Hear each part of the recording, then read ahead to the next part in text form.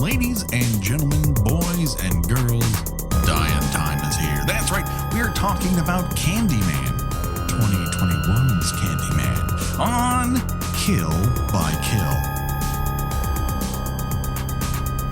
Well, greetings and salutations, and it's your old pal Patrick Hamilton, coming to you once again from the second city, Chicago.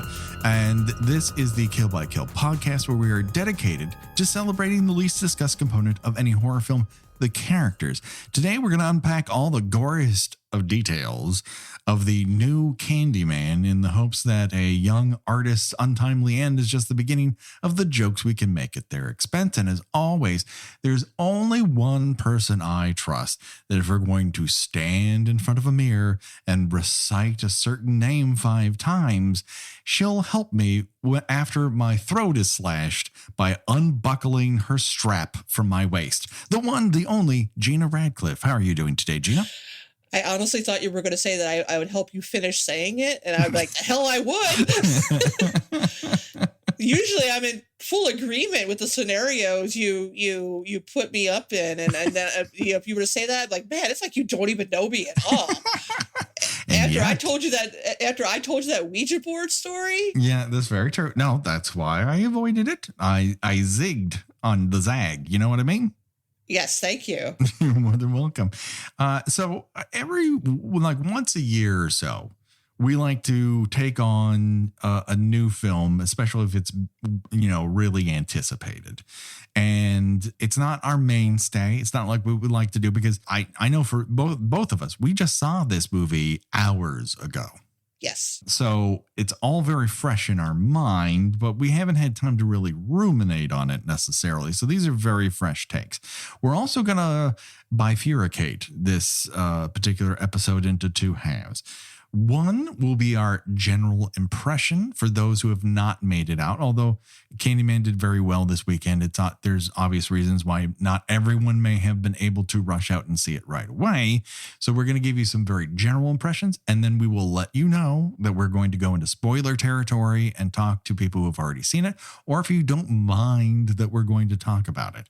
Either way is fine, but we're going to allow you that choice. And so, Gina, what was your first impression of this new Candyman? Honestly, my first impression was Yahya Abdul-Mateen is very nice to look at. Oh, he's super pretty. This is a very attractive cast, and he's the most attractive part of it. Wait, and there's a lot of people in the running. Like there are some real lookers. Like I really love Teyana Paris. I think that she is very engaging in everything she's done previous to this. And I find her, she's incredible. But Yahya Abdul-Mateen is like, at one point it makes a jab that he should put down the weights and pick up a paintbrush. And I'm like, nah, he's good. There's a scene close to the beginning of the movie where he is just wearing boxer briefs. Yeah. And it had the same reaction in my very not crowded theater. I saw like a noon screening of it. Yeah, so there was maybe like 10 other people in the theater. Mm-hmm. And it was like the scene in Once Upon a Time in Hollywood when Brad Pitt takes his shirt off, where you could hear somebody behind me going a collective clutching of virtual pearls, as it were. Yes, it was hilarious. Yeah, I mean, he's great in everything that I've seen him in. Like, he's an excellent. I mean, he's not just easy on the eyes; he's also a very, very good actor. I know he was described in one review by a writer who I don't always agree with, but I think she's a very good writer, as being sleepy. And I'm like, we watched very different movies. I couldn't grasp the jab there. It's like he's very involved in what is happening here. He's attempting to act a very specific thing out. Now, whether or not that's for you, you should see it to believe it. But I didn't find this movie not well acted. Let's put it that way. No.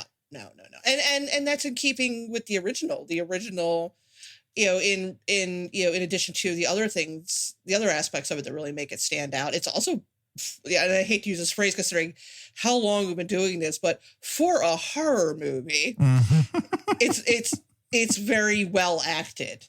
Everybody takes their performances very seriously in it. They are attempting to do this piece, and they are all on the same page. And the only exception to that is something that I will refer to in the spoiler section, but it is minor. And I feel they were all very dedicated to this specific vision. And the one thing I will also say up front is that I think Nia DaCosta as a visual stylist is she has a command. She has a point of view. And I felt transported by her. I know not everyone necessarily agrees with what her point of view is, but I felt like she was completely in command of the canvas. She went after a mood, and for me, she accomplished it. The way that she framed the kills in this is so good. Mm-hmm. And I don't know if I'd use the phrase a pleasure to watch, but she really gave a lot of thought into doing things a little differently than you might expect them to be done. Yes, I agree. And I really like that in much of the time you can't actually see Candyman. And I think that works to very good effect. And I will save one scene in particular if we're talking about spoilers, but there is a scene that is shot at far range that I think is so well done and not quite like anything I've ever seen before. I think there's a lot of use of scope in this motion picture, and I think that's something that she's kind of picking up on the vibe of the Bernard Rose version of Candyman, where he's really trying to blow out everything that you're seeing so that you get the full scope of where Cabrini Green is within Chicago. The opening credits in particular, I fell in love with this opening credit sequence. Where, right, and then of course the ending credits is pretty much what they use as the promotional trailer, which was all the shadow puppetry. Yes, basically, showing mistreatment of Black individuals over history. Yes, real life, not just what happens to the various incarnations of Candyman. Yeah. And I think that's where some people have had, there's a mixed reaction to this. Yeah. I want, I would like us as lily white people to try to tread carefully around that. I agree, because a lot of the commentary of the film has to do with white commentary on Black art. Right. And that definitely means that I can't presume one thing over the other.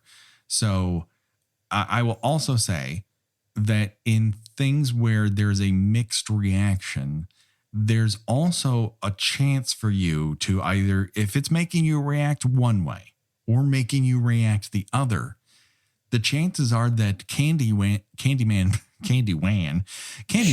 will make you react. And that's one of the reasons it's worth it to go to the movies, is to garner a reaction. Right. Like I 100% believe and support the notion of that there is too much media regarding depictions of Black people being made to suffer. Yes. And that does tend to be made for a white audience. Now, I'm not saying it in terms of for white audience to enjoy, but to sort of teach white people about the Black experience, except the Black experience isn't just suffering. Yes. And I think that more media needs to depict that, beyond the suffering. Yeah. I do like that, and I believe this is in keeping with the original, other than Helen's friend, is that it's only white people who are killed in this version. I also very much appreciate the kind of running gag that only white people are comfortable fucking around with the idea of saying Candyman 5 times in the mirror. Now, I'm not, but I do know that white people, I'm also superstitious. Mm-hmm. And, a lot of white people are not. And, mm-hmm. and a lot of white people are very comfortable in the notion of kind of tempting fate and, risking the possibility that they might, be in danger because they know they're probably going to be okay. Yeah. And that comes from, a lifetime of always being okay. Yeah. And being able to go wherever you want and say whatever you want and not put yourself in any real risk of harm. Yeah. Where Black people know that's not entirely true. To my mind, I felt like Candyman deals with a lot of ideas, and some are more successful than others. There may be an overabundance of ideas. Now, I'm not going to tell anyone to tamp down on the idea front, but it is actively going for a lot of things, and some are more successful than others. In my mind, the experience is still elevated by what it does successfully. I think it wants to be a straightforward horror movie. I think it wants to be a folktale, and it succeeds pretty well in that. Yeah. I don't know that we need any more tortured artist movies. Right. Now, you don't often see that, overlapping into horror. So I think that that's an interesting angle. I just don't know if it's necessary. Yeah. Now, I realize it is in keeping with Helen, who, in the first movie, who was a graduate student, getting obsessed with this story. And so Anthony, the character in this, also gets obsessed with this story, and it comes out, in his artwork. Well, he's a character who has been, using trauma as an experiential thing in his art, and he wants to bring this forth. And he's encouraged to do this mostly by a white power structure. They feel like that's what's important, not who he is, but how he's allowed to represent Black pain. And right. And then when he does, they look down on it. Yes. And it's tried. Oh, it's been done before. And it's kind of like, well, it's all this shit is still happening. And none of that is discussed. And it's all just audience POV. And that is another idea that the movie is playing around with. And so there's a lot. It's a lot for the runtime of the motion picture. I'm always a little leery of when filmmakers have a character in their movie who's a critic. Mm-hmm. And I don't consider myself a critic. I write about movies. I don't have the knowledge or the experience to call myself a film critic. And I will say that, having spent some time on film Twitter, that some critics do absolutely 100% earn their loathsome image. Yes. But I think that directors and screenwriters maybe not the best people, unbiased individuals too. And I'm actually thinking about, what movie I kept thinking about at certain times. Do you ever see Birdman? Yes, of course. Yeah. There is a critic in that who, again, absolutely loathsome, doesn't understand or appreciate the art that they profess to write about. Mm-hmm. And I always, when I see that sort of thing, I always feel like it's the screenwriter just working out some shit.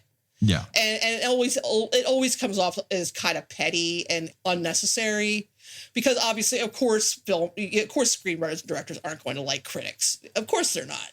Why would but so if we know you can't write one that is, well-rounded and an actual person and not a symbol, mm-hmm. you probably shouldn't bother. The movie, as it is laid out, is sort of it needs it needs some sort of fulcrum point in order to balance all of this stuff, right? In order to teeter from one half to the other. And I think it uses that criticism and that outside point of view judging Black art as the fulcrum point to get from one point in the movie to the other. I don't know that those characters are meant to be fair.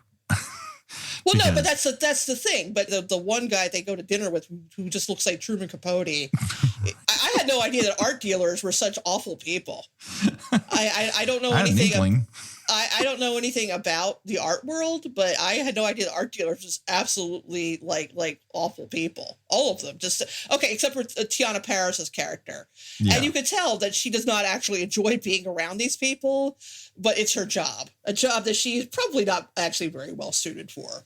Yeah, she's barely tolerating it, and she's becoming less She enjoys it less and less the longer it seems to go on. By the impression that, although she has a magnificent apartment, my God, oh wow, yeah, that apartment, and yet her brother's like, "Oh, I could have gotten you a better deal." I'm like, a better deal than this? You know? Seems pretty awesome, but okay. What are you gonna give her, Buckingham Palace? I mean, good Lord. So let's put it a pin in various things and before we allow the audience here to choose their own adventure point, where if they want to continue on with this into spoiler territory, or if they want to pause here and pick it up when they eventually catch Candyman, would you recommend them go out and watch Candyman? Yes. Yeah. It's there are certain aspects of it I wish they had done a little differently, but I think that most importantly they did an excellent job of both incorporating. I mean, I guess you could consider it a sequel, but they do a good job of both incorporating the original movie, right down to getting Virginia Madsen to do voiceovers as Helen with her recordings, which I thought was pretty great. And well, okay, I don't want to say any more about certain things, but it also works as a standalone movie. Yeah. I went to go see it with my daughter, who had not seen. I mean, she was familiar with it, but has not seen the original, and she had no problem, following along with what was happening and who these people were, and because they do a good job of reestablishing everything without over-explaining it, which I thought that's hard to do, and I thought that they did a very good job of that. Yeah. I would recommend going to see Candyman. I think this was my first time being in the theater with the public since the pandemic began. I think the last time I was in the theater was Underwater in February of 2020. So I ended up catching Invisible Man on home when it was a rental. Yeah, that was one of the last movies I saw in the theater before everything shut down. But this is actually the fourth time I've been to the theater since. I had tickets to go, and a friend of ours from our kids' school is tied into the healthcare system, and she said, "Go get groceries now." Oh God! Go today. Don't wait. Go out. That's a little terrifying. If you have plans, you might want to cancel them. I'm like, really? Yeah, really. She was very on the money. She is yet to be not on the money. And that was weighing on me whether or not this was worth a return to the movie theater. But I felt like on a Sunday at 12 p.m. in the largest theater my local theater had, which is fucking gigantic. I was all the way in the back. I really enjoyed my time there. And I would, much like Halloween 2018, I feel like this is mostly good to great. I don't feel like this is a movie that disappoints because it's not trying. I think there's a lot of trying here, and there's a lot of succeeding. I'd rather see a movie that tries a lot and maybe stumbles in a few areas. And I would say I don't think anything. And I mean, you are right that the reaction to this has been very either I really loved it or I completely hated it. I'm not seeing very much in between. So I would rather see a movie that tries a lot and stumbles in a few places than just tries for the same old the same old garbage over and over and over again. I mean, we are in a really we'll get to this at the end of the episode, but we were talking before we started recording about the trailers that we got before this, and how they are predominantly horror movies, and how everything just looks incredible. We are just in a really great period. We've been in a really great period for about the last 5 or 6 years. Yes. In horror, just people just trying for really interesting new approaches to things, and I feel that this is a really interesting approach to Candyman, and I think it's probably about 90% successful to me. Yeah, I would agree. That's exactly where I would put it. And I don't need films to be perfect. Right. It's just not necessary. People have to live beyond the 0 and 1. Like, there are very few perfect movies, and even there's wiggle room. Like, go see a good effort. Go have a good time. I think Candyman is worth the effort if you feel safe going to a movie theater, if that is something that you're okay with doing. I think this is well worth your time and attention. But most importantly, it is, and as you know, if you've listened to me long enough, this is important. This is probably key to me. It is made by people who like horror movies. Yes, absolutely.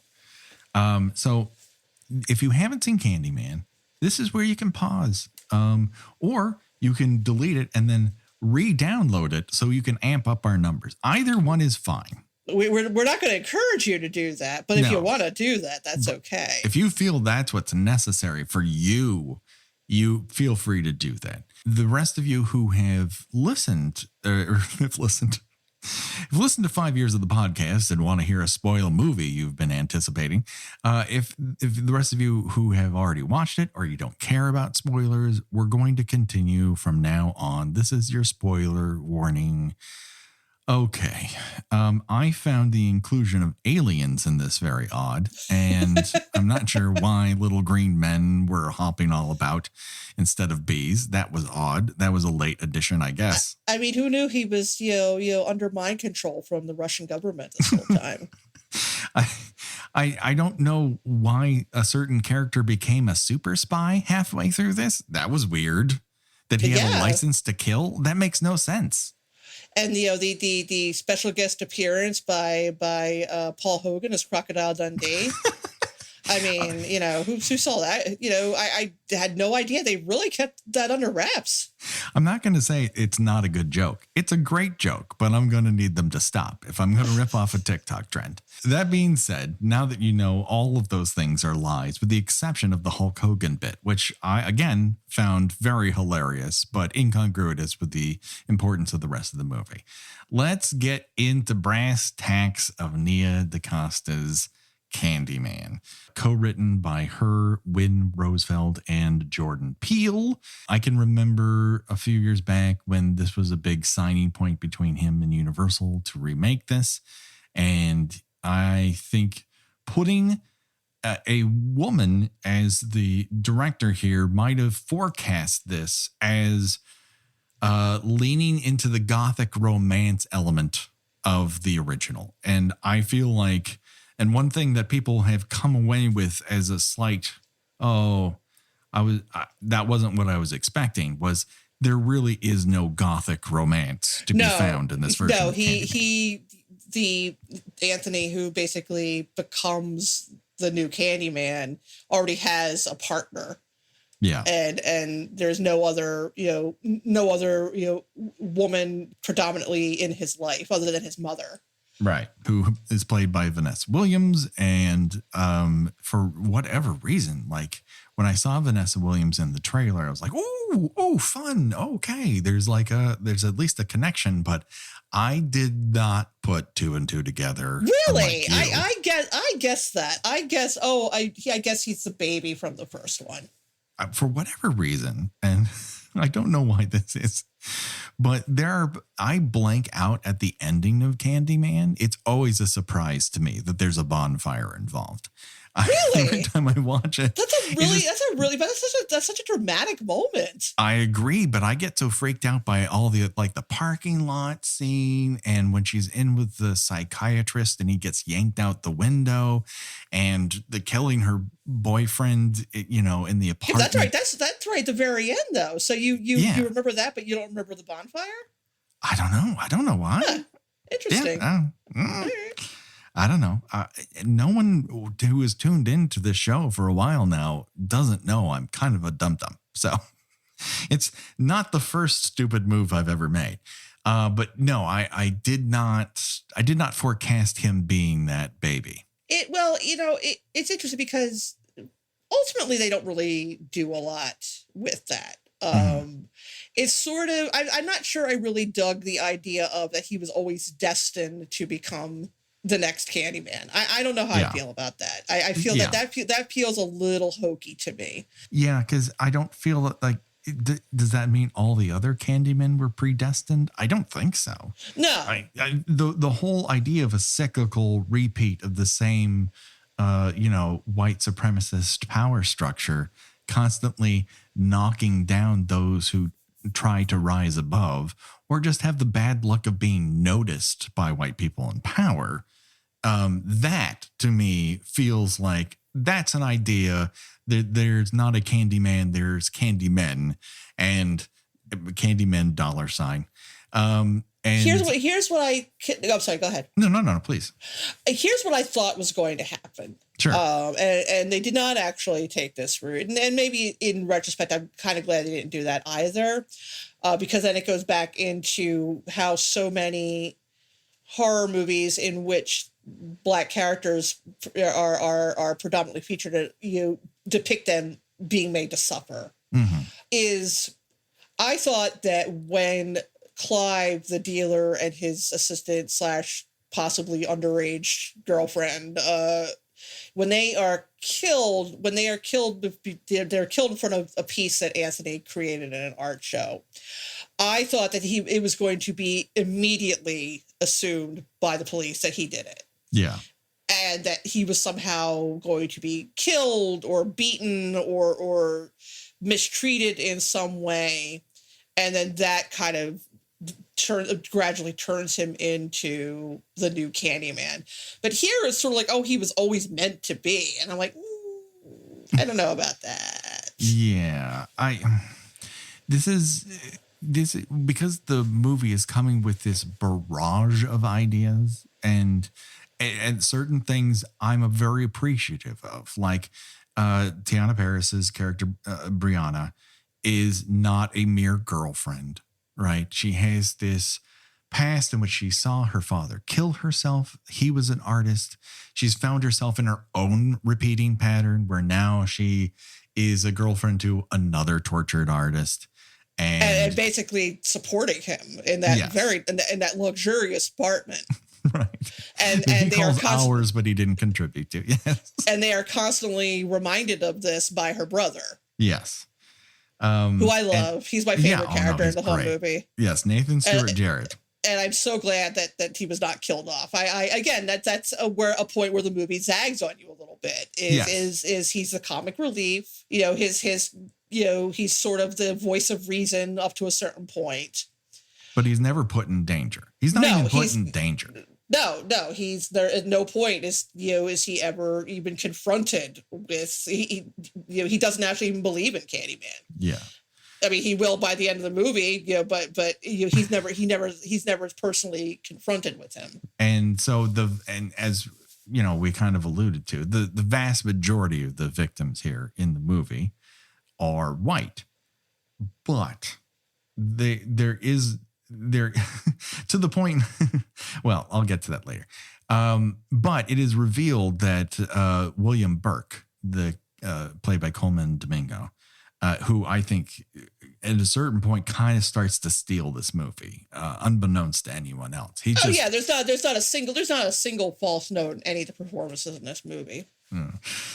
I'll note some later on, but well, okay, fine. We learn in his backstory, not only did he unwittingly get one version of Candyman killed, which was not his fault. He reacted out of fear. But it turns out that his big sister had summoned a Candyman at some point, and she had been killed in the bathroom.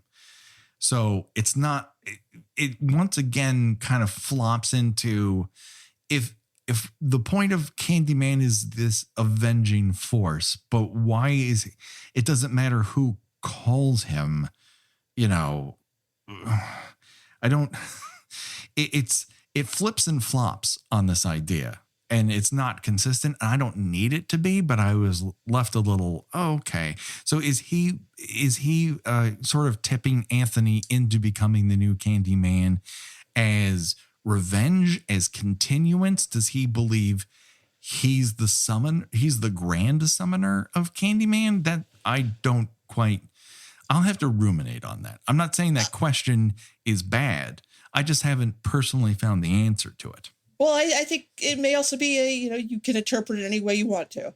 Mm-hmm. Yeah, I mean, obviously, he has carried around, a veritable lifetime of guilt over getting the last Candyman, beaten beyond recognition, and some level of guilt and fear and terror over his sister getting killed. And I mean, I think he's just a little nuts. Sure, yeah. Just because he comes off as fairly calm and rational when Anthony first meets him. But I think he may also know who Anthony is. Yes, that's also when he does say, when he does kind of start a little bit when he says, "Oh, I'm Anthony McCoy." Mm-hmm. Like he's like, "Oh, you're finally here." Oh, okay. So he's always been connected to this loop, maybe. Right, and I feel like he feels now why he doesn't want to make himself into Candyman. I'm not sure. I mean, to me, that would be like the ultimate power. But maybe he feels like if he could turn someone else to him, that he can control him.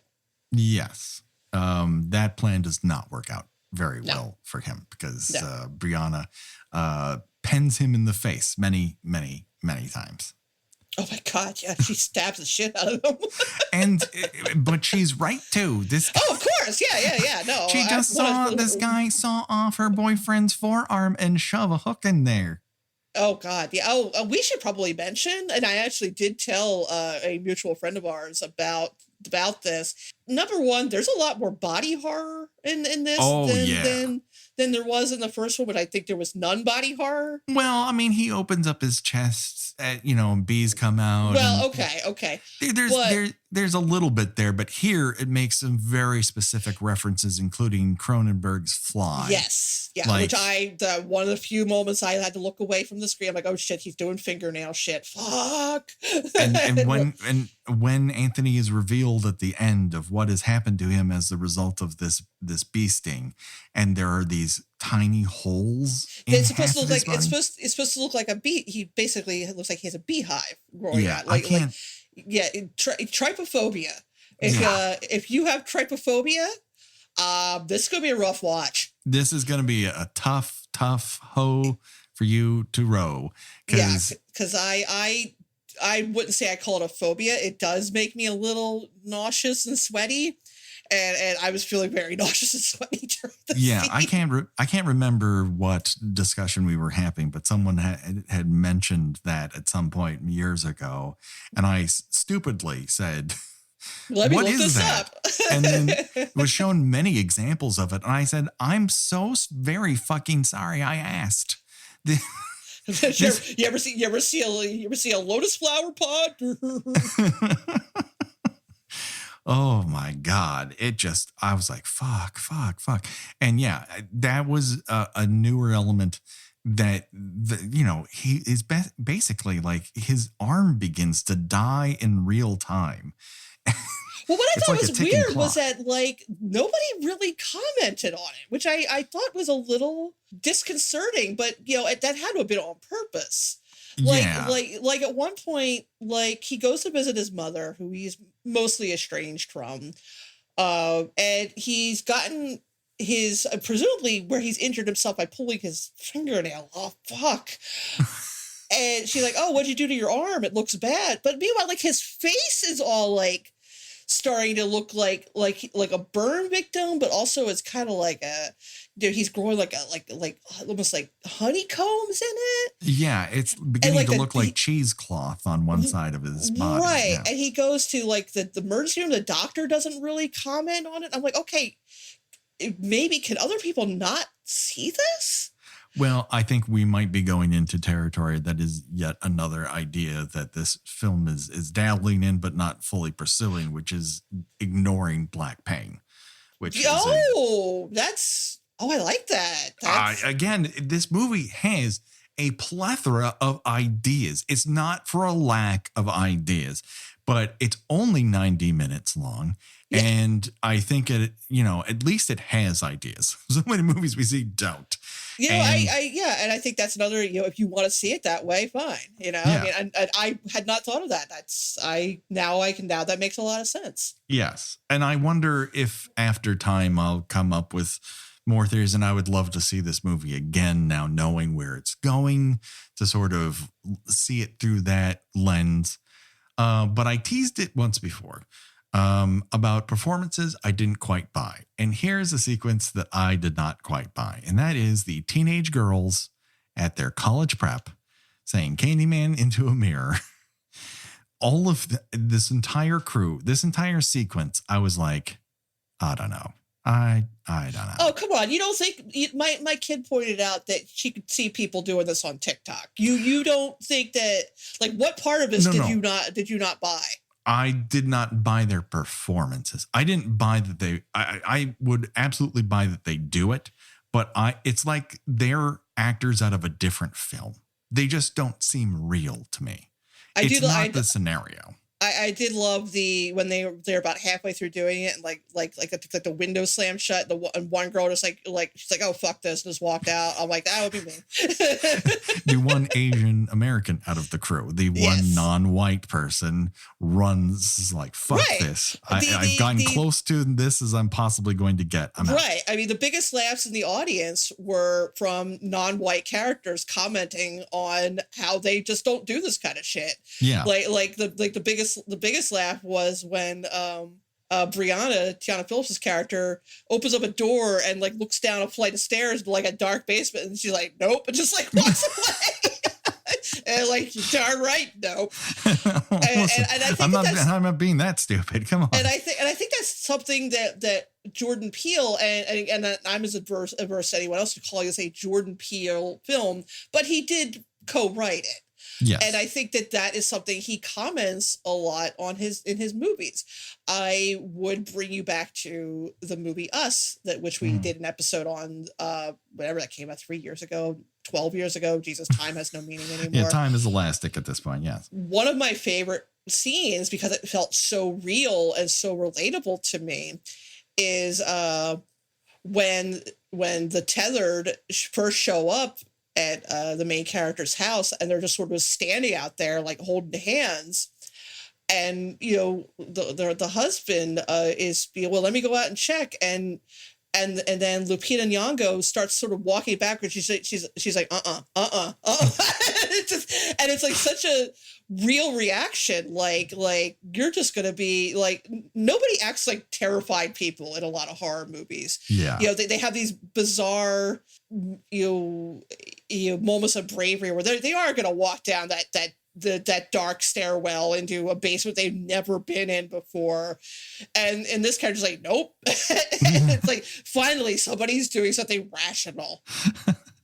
I mean, the one thing we know, after the fact about that particular scene is that Lupita Nyong'o's character, Adeline, that she's saying no, because she does know who those people in red are. Right. But at the time, we don't know that. Yeah. But it's still a rational reaction both ways, which once again, like, why are is you one of the going reasons out why there? Us is a fucking amazing movie. Right. It's like, why would you go out there? You don't know who those people are. And again, I feel that is a commentary on, the sort of unearned, well, no, it is very much earned boldness of white people. Yes. I mean, you probably wouldn't, because you're a smart person. But if you were at home and you just saw somebody standing in your driveway, you're not going to go out there and, well, I don't know, would you go out there and confront them? I mean, would you feel safe thinking, I'm a white man, this is my house, so I'm going to go out there and see what's up with this person? No, I have. Have you? Okay. Yes. There's a feature in our particular neighborhood, which is not very common in a lot of suburbs, in which the way these particular houses were built, they were meant to have walled enclosures of your yard. Now, it's optional, but you're allowed to wall off the enclosure. When we first bought the house, that wall ended in an iron gate with just a latch would allow you access to our house. And what we discovered after we bought the place and started renovating was a guy had been in the past living in the backyard because he just popped the gate open and walked into the backyard. And so when he arrived, once we moved in, I saw him from the office in our little skinny window open. I'm like, I don't know that guy. And I went out and I said, excuse me, you don't belong here. And he's like, oh, I must have forgotten, but I live here. No, you don't. Oh my God. I would be leaving. I would be, if somebody said that, like if I said, what are you doing here? And he'd be like, I live here. I just urine everywhere. I'd be like, well, goodbye. And like, go back in the house and, lock every door and put a chair in front of the door and put the grandfather clock I don't have in front of the door. Because you are also living in New York City where it takes a lot of levels to get where you are. Whereas the wonderful thing about the suburbs, talk about another beautiful white invention, is that it's, all open and airy and built to not be secure. So when this guy wandered in, because he had wandered in for so long, because our house had been empty for a year, like no one had noticed that this had happened. I saw the guy. I knew the rest of my family was out there. Was I going to get into a fist fight with him? Probably not. But he also looked skittish enough that I knew if I actually questioned him, he knew that whatever ruse he had been, whatever situation he had found himself in previously, it was over. And very quickly after that, we made the decision, we're going to have to make some fixes to the way this house is. It's like, we're going to need to put a moat in with some crocodiles. Crocodiles are not cheap, Gina, honestly. My ex-husband, who's one of my closest friends, he just bought a house recently, and the house came with Ring cameras installed. Yeah. And he was showing me how it works. And apparently, he had to change a setting on it because he had a setting that, if there was any kind of movement detected, it would give him an alert. And then, of course, there's a lot of wildlife around where he lived. So literally, there was a skunk walking around in his front yard, and it said, hey, there's something walking around your yard. So he changed it because it kept waking up in the middle of the night. Yeah. So he says, I changed it just so it detects human movement. I'm like, that is the fucking most terrifying thing I've ever heard in my entire life. And I don't know how more horror movies don't incorporate Ring cameras. I'm sure it's about to happen. It's so ubiquitous now. It's going to be. Yeah. I'm just like, you're looking, because it's almost like a sort of stop motion thing. So it takes a picture every minute. Yeah. Of your yard. And I'm like, okay, you've got some kind of image, somebody in the back of the yard. Now they're closer. Now they're closer. Now they're closer. Now they're closer. And then their face is right there. And I'm like, no, I don't want to see my death coming across my lawn. Just make it happen quick. Oh my. Yeah. There's, what were we talking about? I just love it. I love any horror movie that tries to treat the subject that tries to become a discussion of the nature of being scared itself, and how we can move through the world. Some of us can move through the world less scared and more sure of ourselves than others. And I think for you and me in this discussion we just had, there's an element of, you're a man, I'm a woman. You are more comfortable, walking out in front of your house and say, what are you doing here? Yes. Where I don't think I'd feel that comfortable doing that. Right. Yeah.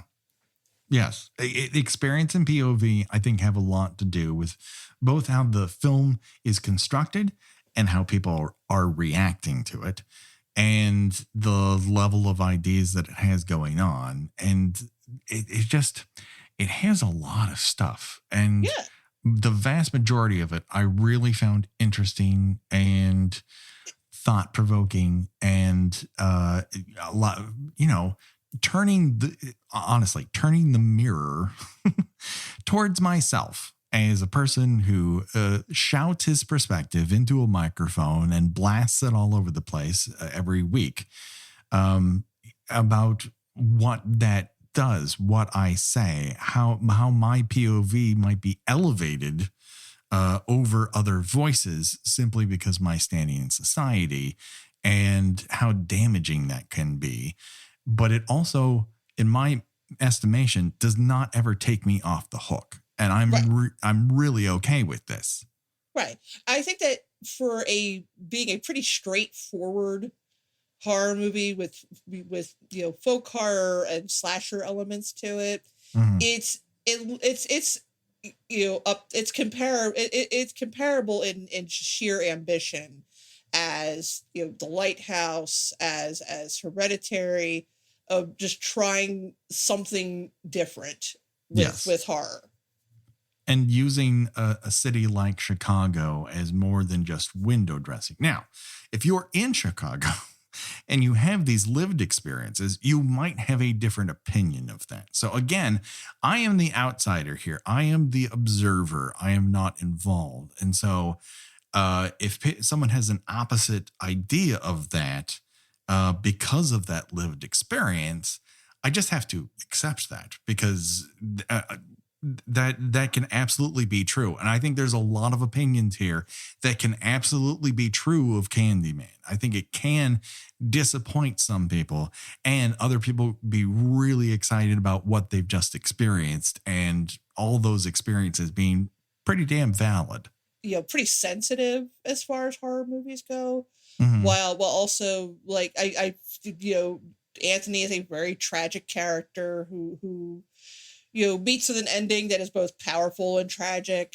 Now, the whole time I'm wondering, as far as this movie is concerned, when Tony Todd is going to show up. Right.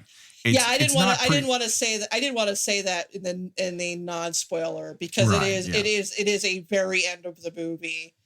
Oh, look, there he is. Yes. And I wondered if they were going to do it at all, because up until that point, like, they share a lot of things, but in terms of thematics, they're really going for different dynamic. They're going for different conversations. Like I said, it does a good job of sort of threading the original into it, but it can still stand alone as its own story. At one point, I was wondering if the many Candymen idea was going to be this thing where whoever became obsessed with the idea of Candyman, it was always a different Candyman, because there was always going to, because of the cycle of violence there was always going to be a new Candyman. And so therefore this new Candyman is not eradicating anything that came before. It's just this constant, ever changing, presence. Well, I love the shot at the end of the movie where Brianna is still in the back of the cop car, and Anthony is now in full Candyman form, which I also really like how he's depicted as sort of like a swarm of bees kind of forming a person, which I thought that was really, really well done. But he's sort of circling, and like in his reflection, like his image keeps changing. Like what he looks like is like his, I guess, for lack of a better, his human version. Yeah, sort of changes as he's circling around the card. I really like how that's done. And so when he does sort of appear as a visage at the end, I thought that was a neat way to do it, where it doesn't invalidate anything, but if you were completely new to it, you would kind of have the cultural knowledge that was the original Candyman, because Tony Todd is so recognized for that performance, and as well as it should be, because it's legendary. It's just, I think we said it at the time, and I don't think the general public ever heard our Candyman episode, because it was for patrons on our Patreon feed. And but that first film, that Bernard Rose film, is such an amazing gothic romance. And I think I said at the time, like, there's Dracula and there's Candyman. And for me, they're on the same level of 100%. Gothic romantic figure where you can't decide, am I frightened or do I want to fuck? They give you that option. And I totally agree with you. Yeah, he's just that charismatic and alluring. And I also don't feel like the movie objectifies him in any sort of way. He's just presented as this thing you can't deny. And, no matter, he's been called and now he's here and you want him and you want to get away from him, but you can't decide which. And so that is a very different vibe than what we're getting in this one. Yeah, and totally. So we at least, get a couple of sequences. One when his backstory is told, and the other at the end of the film when he appears. Although we do never get a "Be My Victim." If you're looking for that, I don't believe it happens. No. What happened? We talked about. Oh, okay. So we talked about a little bit. We alluded to the opening of the film, but I have to say it again. The opening credits of this are shot upside down, where the skyscrapers of Chicago disappear into the clouds above it, and it's just one of the craziest, most amazing images I've ever seen in a really long time. It's just gorgeous and haunting, and it feels unnatural and beautiful at the same time. We passed by one building in particular where I was like, is that a Child's Play reference? Because it looks like the corner apartment from Child's Play. I mean, why not? And I was just immediately after that, I'm like, I'm fucking into this. And then we get to the Critic murder, which is in that there are two of those apartment buildings right along the river there in Chicago that all have these balcony outlooks, and they're just completely circular, and they almost kind of look like a weird kind of hive, as it were. And she manages to summon Candyman, but we never see it. And then Anthony sees Candyman in the mirror, freaks himself out, and leaves the apartment. And as he does, the camera begins to pull back out of her apartment. We begin to see.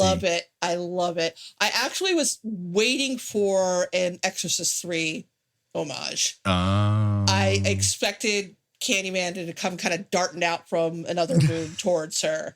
And instead, we don't see him at all. Yes, that is the new element, is we really never see Candyman perform these murders. He's invisible except in reflections. Yes. So he's sort of that's the only purview in which you catch him is in reflections.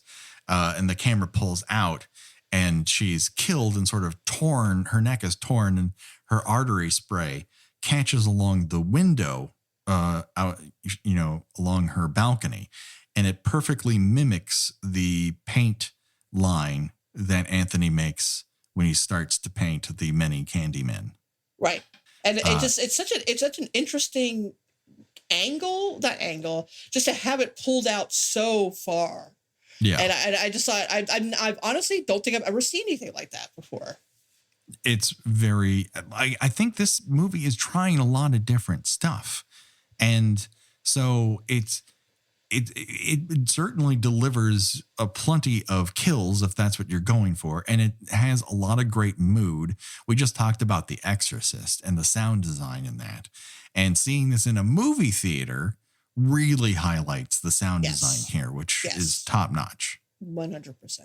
There's only so much you can do at home to replicate that sort of thing. And, I saw it in the biggest screen I possibly could get just so I can isolate myself. But the benefit of that is I'm getting, 8.11.1 sound. And so every creak, every AC, every vibration is all coming across to me. And it's like, oh, okay, this is why you go to the movies, because they're putting all that movie stuff into this. Yes.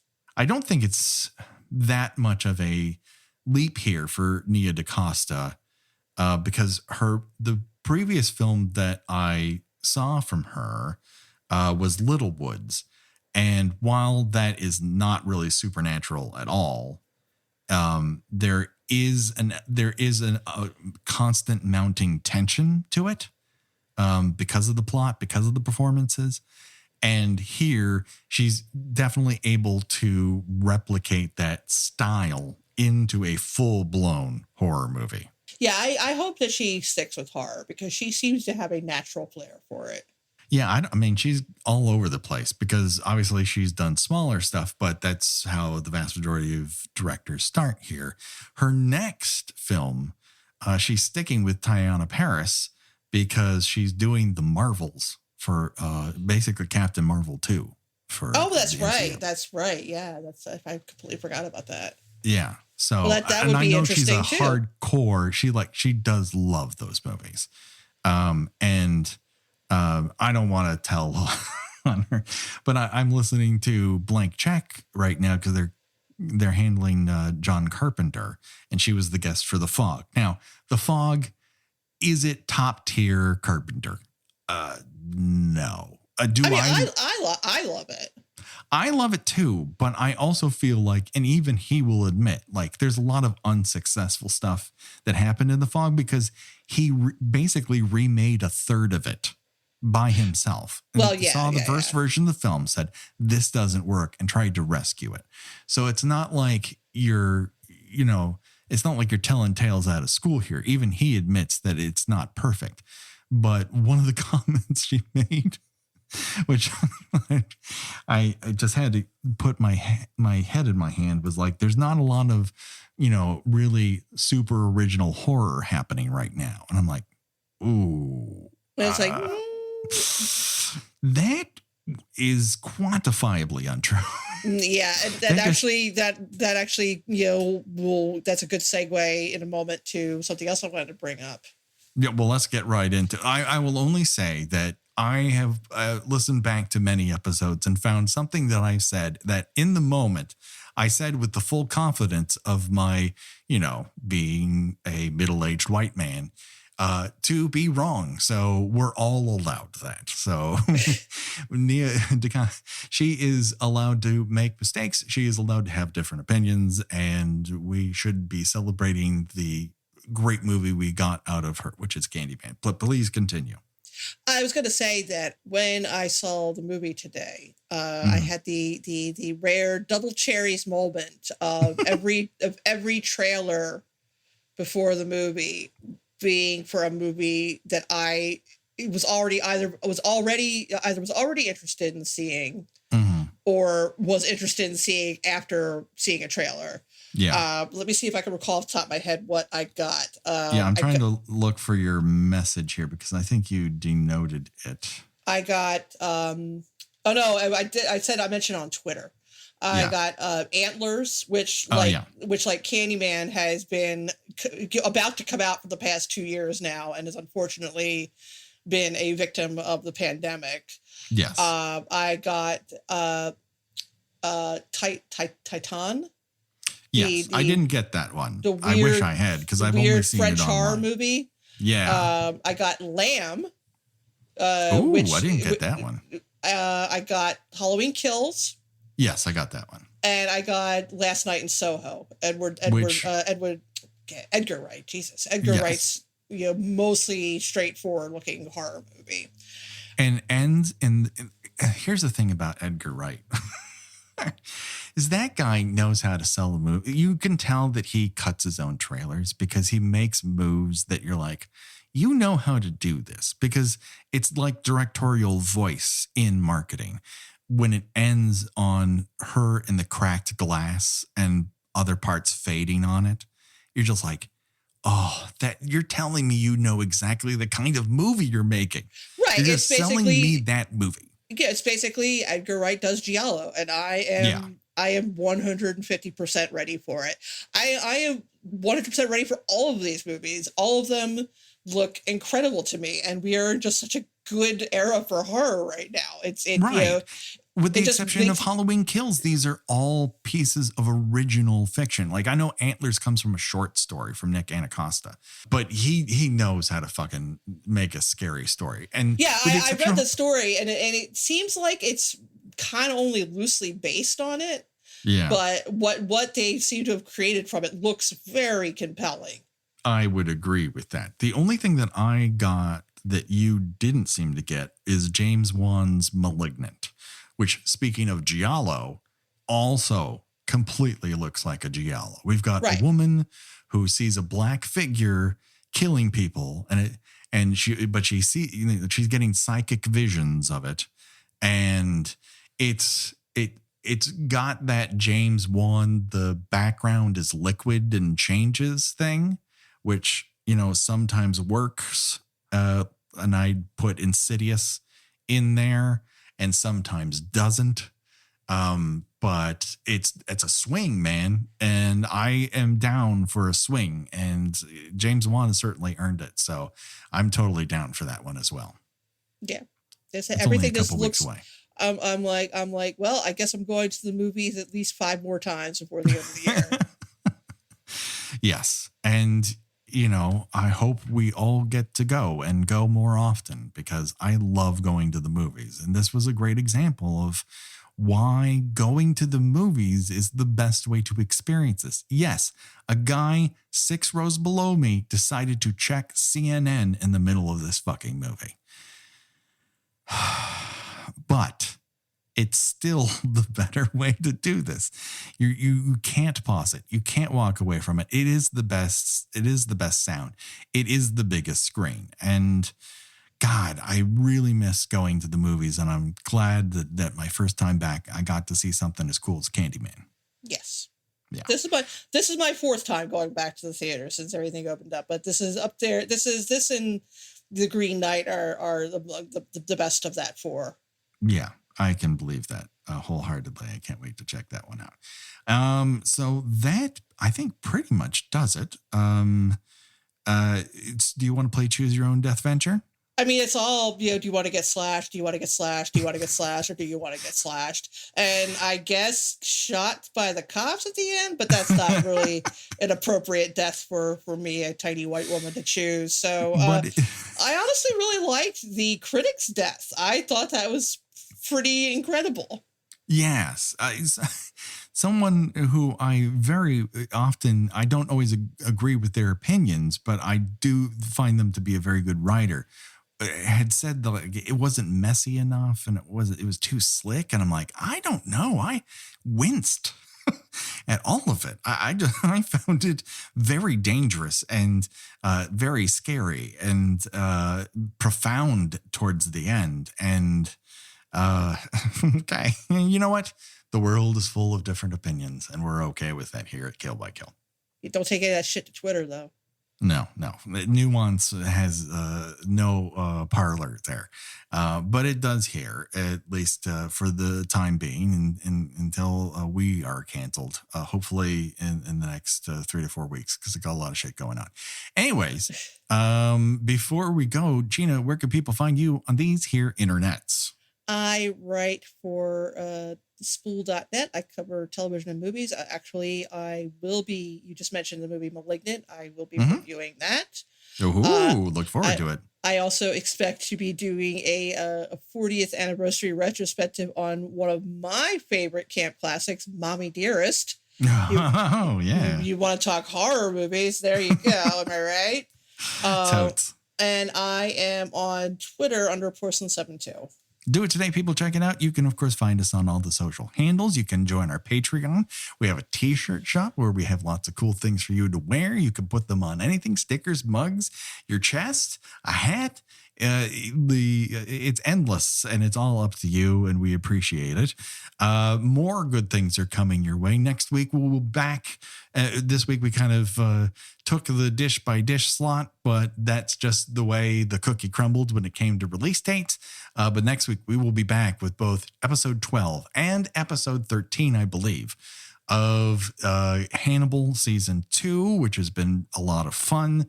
And those 2 episodes are excellent examples of that amazing show. And then we'll have lots of cool stuff coming to you, including more Exorcist. That's right. We're not giving it up. The amount of research I've put into Exorcist 2 is probably the most I've done for any film so far. Wow.